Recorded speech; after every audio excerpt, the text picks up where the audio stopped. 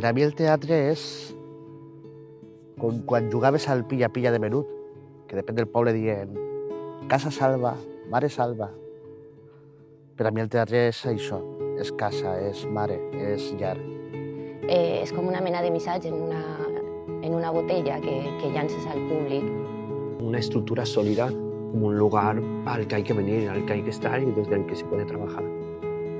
És un espai de reflexió on es plantegen preguntes que moltes vegades no tenim la resposta. És un aliment, però és un aliment que no parla, no crida la nostra part més racional, sinó que apel·la un poc a aquesta part més íntima que tenim i més essencial que tenim tots els éssers humans, que és l'ànima.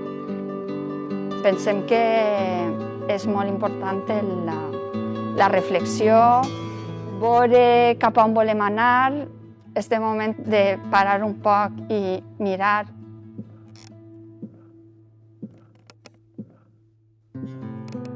És curiós.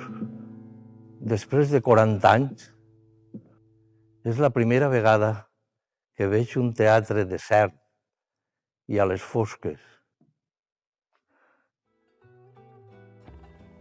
En aquestes ombres ho veig tot. Els entusiasmes de la joventut, la fe, la glòria. Ja fa anys que el públic ha abandonat els teatres.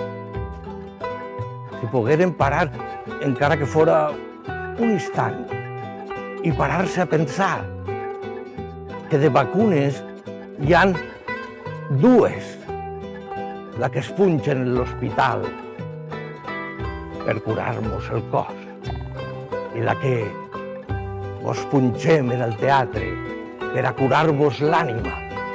Així que no tingueu por. Veniu, veniu, no us farem mal.